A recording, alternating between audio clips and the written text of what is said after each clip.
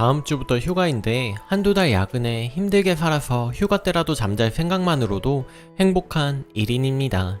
근데 뜬금없이 편도 2시간 정도 걸리는 시댁에 가서 거기서 또 1시간을 가서 신우를 픽업해서 또 1시간 거리로 휴가를 가자고 합니다. 신우가 제안한 거고 남편이 저한테 전달을 했는데 거절했습니다. 왜냐고요? 쉬고 싶으니까요. 어제 시어머님이 전화가 오셨더라고요. 너는 왜 놀러 가자니까 싫다고 하니? 그래서 어머님 진짜 너무 피곤해요. 계속 야근해서 힘들었거든요. 좀 쉬고 싶어요. 친정이랑도 안 놀러 가요. 이번에 저는 빠질 테니 남편이랑 다녀오셔요. 라고 좋게 이야기를 했는데 갑자기 버럭하시면서 나랑 놀러 가기 싫으냐? 하고 소리를 지르시더라고요. 그래서 저도 욱해서 네, 가기 싫어요. 불편해요. 대답하고 끊겠습니다. 하고 끊어버렸는데 남편이 누가 어른한테 그렇게 싹수 없게 말하느냐고 하네요. 결국 이 이야기를 하다가 미친듯이 싸웠습니다. 저는 어머님 말씀하시는 게 강요라고 생각을 하고 남편은 권유였을 뿐이라고 합니다. 통화 녹음을 다시 들어도 버럭하는 거 듣고도 엄마가 말투가 그런 거지 절대 강요가 아니고 네가 싹수 없는 거라고. 그래서 너무 기가 막혀서 그래 나 싹수 없는 걸로 치자 하고 자고 출근하려는데 네가 실수했으니까 휴가 때 놀러 가자고 합니다. 저도 모르게 미친놈 아니야? 소리 튀어나오고 더 막말 튀어나올까봐 무시하고 가려는데 휴가 안 가면 이혼이다 이러길래 오늘 서류 제가 가지고 가려고요. 점심시간에 법원 가서 서류 가져올 생각하니 그냥 마음이 착잡하네요. 양가에 뭐 받은 것도 없고 짧게 만난 사이도 아니고 오래 만나면서 같이 돈 모아서 결혼 준비하고 결혼하고 연애 때 남편 취준생 시절 제가 먹여 살렸던 시절에 잘하겠다는 약속이 생각나면서 이게 지금 나한테 잘하는 건가 화가 너무 나고 배신감이 들어서 죽을 것 같습니다. 이게 이혼 소리를 들을 만큼 일인가요?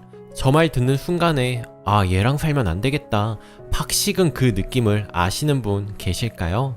친정에 뭐라고 말해야 할까요? 차라리 화만 났으면 그냥 풀고 끝인데 감정이 한순간에 이렇게 식을 수도 있나요? 여러모로 답답해요. 후기 어떤 말을 써야 할지 모르겠네요. 술은 한 잔 마셨고 엄청나게 많은 댓글을 받고 읽으면서 이혼하라는 말에 차마 반박을 못하여서 서글픕니다. 오후에 남편한테 카톡이 왔습니다. 미안하다고 과했다고 하지만 결혼하고 나름 첫 휴가인데 기분 좋게 가주길 바랬다고 피곤하다는 거 알았는데 그래도 욕심이 나서 그랬다고 이혼하자는 말 진심 아니라고 뭐 대충 이런 내용이었는데 저 카톡 보고 나니까 그냥 내가 9년 세월 뭐 했나 싶습니다. 오늘은 좀 일찍 집에 갔어요. 옷까지 챙겨서 호텔이라도 가려고 일찍 갔죠. 집에 가니까 남편이 있고 이야기 좀 하자는데 아침에 이혼 이야기하던 그 비열한 눈빛과 말투가 생각나서 말도 섞기 싫어서 그냥 제 옷 챙겨서 나오려는데 남편이 잠깐만 그러더라고요. 그래서 왜 지금 나가면 이혼이야? 어차피 휴가 안 갈 거니까 이혼하겠네 하고 비꼬 왔네요. 미안하다고 말하는데 하나도 마음에 와닿지 않았고 그냥 너무 모든 게 허무했습니다. 그래서 생각할 시간이 필요하니 주말 지나고 이야기하자고 했습니다. 그리고 엄마한테도 말 못하고 혼자 이러고 있네요. 2달 동안 야근하면서 집에 오면 11시, 출근하려고 7시 반에 집에서 나가고 주말에도 출근한 적이 있고 그러는 와중에 시댁도 방문했었습니다. 근데 웃긴 게 뭔지 아세요? 우리 집은 한 번도 못 갔어요. 딸 피곤한데 잠이나 푹 자라고 우리 엄만 늘 저보고 밥 잘 먹으라고. 근데 저는 시댁 가서 웃으면서 밥 잘 못 먹고 왔습니다. 우리 아들 하는데 우리 딸 하는 엄마가 보고 싶어서 우리 엄마나 보러 갈 걸 그랬습니다. 남편은 계속 어디냐고 카톡을 보내고 미안하다고 정말 잘못했다는데 늘 온전하게 믿음을 주던 그 사람인데 낯설어요. 제가 너무 일에 치여서 저 사람의 사과가 들리지 않는 것인지 내가 나쁜 사람인지 잘 모르겠습니다. 저희는 결혼 반지가 없습니다. 연애 초에 남편이 방학 동안 공장 아르바이트를 해서 저한테 반지를 사줬거든요. 브랜드도 아니고 예쁘지도 않고 그냥 커플링을 늘 소중하게 끼고 다녔습니다. 이걸 빼고 살아야 하는 날이 온다고 생각하니까 너무 슬프네요. 슬픈데 자야 출근을 하고 일을 하니까 더 정리가 되고 제 마음도 괜찮아지면 그때 한번 올게요. 후기 6개월 만에 인사를 드려요. 위안을 많이 받아서 그 후 이야기 좀 말씀드리려고 들어왔습니다. 그때 남편에게 너무 배신감이 들어서 바로 화해하지는 못했습니다. 이혼도 고려할 정도였고 정말 서류 들이밀면서 남편한테 이야기했으니까요. 그러다가 떨어져 있고 싶다고 말했고 일주일가량 친정에 있었습니다. 친정 엄마는 이야기 다 들으셨지만 별말 없이 일단 좀 쉬라고 해주셨고 그냥 친정에서 잠만 잔 것 같습니다. 남편은 매일같이 저에게 장문의 카톡으로 미안하다 사과를 하고 그 시간 동안 자기도 집에만 있었다 하더라고요. 자기가 이혼 언급한 것부터 제 상태 생각 못하고 자기 식구들끼리 여행 가는 걸 휴가라 여긴 거 다 알고 있더라고요. 휴가 끝 무렵 친정 찾아왔길래 길게 이야기하였고 서운한 거 이야기하고 미안하다는 말도 들으며 그렇게 풀긴 했습니다. 그리고 마음이 풀릴 동안 시댁은 안 가기로 했어요. 주말에는 호캉스 할 수 있는 호텔을 예약해놨더라고요. 2번을 예약해놨는데 한 번은 자기랑 한 번은 친정엄마 모시고 다녀오라고 하더군요. 딱 이것 때문은 아니지만 진짜 반성하는 모습 많이 보이길래 넘어가기로 했습니다. 하지만 이번 일로 느낀 건 많아요. 결혼 전 마음 같을 수는 없겠지만 옆에 있다고 저에게 소홀히 하고 대리 효도나 하려고 든다면 바로 이혼할 생각입니다. 그래도 이곳에서 소통하면서 위안 많이 받았습니다.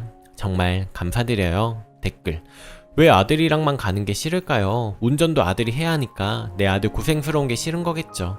며느리 와서 밥도 시키고 이것저것 잔심부름도 시켜야 하는데 그거 못해서 배 아픈 거죠. 남편 놈이 그거 뻔히 알면서도 제정신이 아닌 것 같은데 애 없을 때 갈라서는 게 낫겠네요. 애 태어나면 애 짐까지 바리바리 챙겨들고 시댁이랑 여행 다녀야 할 각. 남편은 이혼하고 제 가족들이랑 오붓하게 휴가 다녀오라고 하세요. 댓글이: 여기서 순이가 물러서면 앞으로 비슷한 문제 일어날 때마다 이혼 어쩌고 하면서 협박할 겁니다. 이혼 서류 당당하게 내미시고 친정 부모님께는 사실대로 집에 가기 전에 있는 그대로 전하세요. 100이면 100 당장 이혼해라, 지금이 조선시대냐 하실 겁니다. 삼자인 제가 봐도 열받는데 순이 부모님은 오죽하겠습니까? 이혼 서류 내밀면서 친정집에도 다 얘기를 했고 이혼하라고 하셨다고 말씀하시고요. 남편이 싹싹 빌면 못 이기는 척 넘어가 주시면 되지만 적반하장 도장 찍으면 헤어지는 게 좋습니다. 평생 이런 꼴 당하면서 사는 건 정말 아니잖아요. 추각을 잃기 전에는 예민한 상황인 일단 대하든 싸움이든 하는 게 좋지 않을까 생각했는데 추각을 잃는데 잃는 내가 속상해서 눈물이 나려고 합니다. 제가 나이 많은 아줌마거든요. 시모나 남편이나 순이를 좀 만만하게 생각하는 것 같습니다. 오랜 시간 기다리고 희생하며 결혼 반지도 없이 다 받아주니까 쉽게 무시하는 것 같군요. 지나친 희생, 배려, 양보 등등 모든 게 지 편한 대로 하는 게 정신 한번 크게 차려야 할 것 같습니다. 2번째 사연. 제가 지금 파혼을 한 것인지 당한 것인지 헷갈리고 있는 흔녀입니다. 저는 20대 직장인이고요. 결혼 전제로 10개월 정도 만나던 남자친구 부모님께 인사드리러 가게 되었어요. 남자친구는 그동안 연애 사실을 부모님께 알리고 있지 않다가 약속 잡기 직전에 그냥 통보만 드린 상태였습니다. 그런데 그 가문 전체가 어마무시한 유교 사회를 유지하고 있다고 하더라고요. 어느 정도인가 하니 종갓댁에서 벌어지는 제사만 1년에 수차례, 어른들은 사극에서나 보던 도포에 갓쓰고 참석을 하신다 합니다. 모든 자손은 특히 아기들, 가문의 족보를 깨고 있어야 하는데 가문 어르신들이 불시에 구두 테스트를 했을 때 잘 안 나오면 불호령에 종아리까지 맞는다고 하더군요. 제사를 많이 지내지만 여자들은 당연히 참석 못하고 음식만 하다가 남자들 제사랑 식사 마치면 허겁지겁 요괴하는 분위기라고 했습니다. 남자친구의 형님이 가문의 종손으로서 그 가문을 이어갈 장래의 어른이라고 하고요. 제사에 나타나면 수염 허연 작은 할아버지 등 기세 당당한 어르신들도 종손께서 오셨는가 하면서 정중히 맞이한다고 해서 좀 웃기기도 했습니다. 식사도 종손분들, 남자친구 할아버지, 아버지, 형님은 따로 드시고 겸상을 안 한대요. 뭐 이런 것들은 빙산의 일각이라고 하더군요.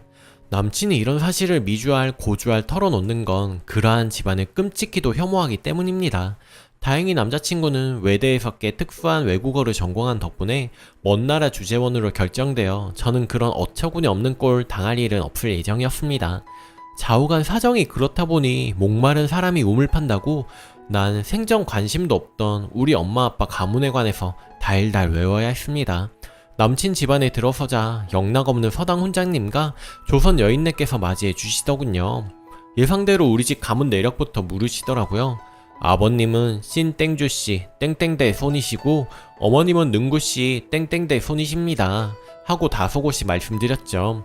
그러자 아버님께서 화들짝 놀라시면서 하시는 말씀이 두 성씨는 엄연히 같은 조상을 가진 동저 동선이건을 감히 혼인했단 말인가 하시더군요. 난 도대체 무슨 소린가 감도 안 잡혀서 황당해 있고 남자친구도 얼굴이 흑빛이 되어 있었습니다.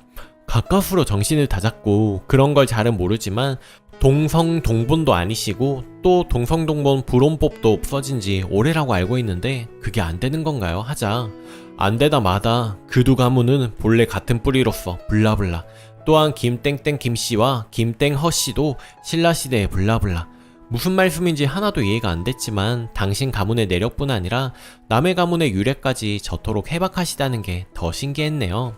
아가씨가 아무리 참해도 그런 금수와 같은 근본을 가진 가문 출신의 딸년을 우리 집안에 들을 수는 없는 여기까지는 생생하게 기억이 나고 그 다음부터는 가물가물합니다.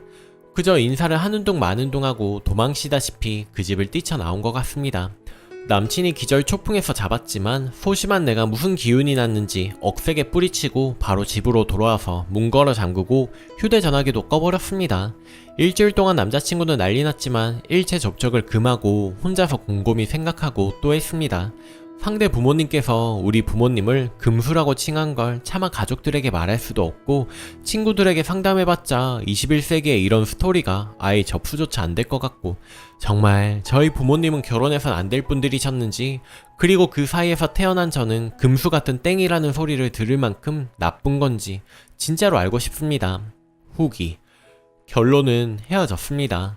남자친구는 풀어보려고 안간힘을 썼지만 저로서는 난생 처음 받아본 너무나도 큰 상처였나 봅니다.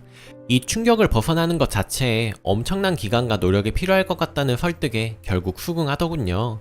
그 사람으로서도 냉정해지고 보니 그 집안 가풍이라는 견고한 벽을 깬다는 건 불가능하다는 걸 자각한 눈치였습니다. 여담이지만서도 남자친구의 육천 누님이 예전에 결혼 상대라고 데려온 남자가 있었는데 그야말로 어디 한 군데 빠지는 구석이라곤 없는 분이셨답니다. 그런데 하필 그분의 성이 천방지추 마골피 중 하나라는 이유로 개처럼 쫓아낸 걸 가문의 영광으로 여기는 집안이랍니다. 어른들 눈에 흙이 들어가기 전에 상놈 성씨 가진 손주 나오는 걸 못 보신다면서요. 참 답없죠. 절대로 변할 수 있는 가문이 아닙니다. 서로의 행복을 빌면서 원만하게 정리를 했고 지금은 후폭풍을 견뎌내는 중입니다. 가족과 지인들에겐 그냥 성격차로 헤어졌다고 둘러댔습니다. 부모님까지 금수 취급받아서 파혼했다는 사실은 그냥 평생 묻어두려고 합니다. 살다 보면 이보다 더한 일도 얼마든지 있겠죠. 좋은 인생 경험이라고 여기고 즐겁게 살아볼까 합니다. 행여나 그 집에 시집을 가도 평생 고생하고 음식하고 제사하느라 제 모든 인생을 바칠 생각을 하니 댓글에서 말씀하셨던 대로 저희 조상님이 저를 살려주신 것 같네요. 끝까지 읽어주시고 조언해주신 여러분들 감사드립니다. 댓글 천방지축 마골피 유래도 모르고 의미도 모르는 거 보니 제대로 된 양반 가문은 아닌 것 같네요. 그런 출신을 감추려고 일부러 뼈대 있는 가문인 척 하는지도 모른다는 의심이 들 정도예요. 예의도 모르는 천박한 자칭 양반 가문하고 엮이지 않은 걸 다행으로 여기시고 힘내세요. 댓글이 우리나라 조선 초중기까지 양반은 5% 남짓 어차피 그 남친 애비도 조선 후기에 돈 주고 양반 산 놈의 후손이니 그냥 비웃어 주세요. 하는 짓들이 진짜 양반도 아닌 것 같네요. 오늘도 낭만캐스터를 시청해주셔서 감사합니다. 좋아요 눌러주시고 오늘도 행복한 하루 보내세요. 감사합니다.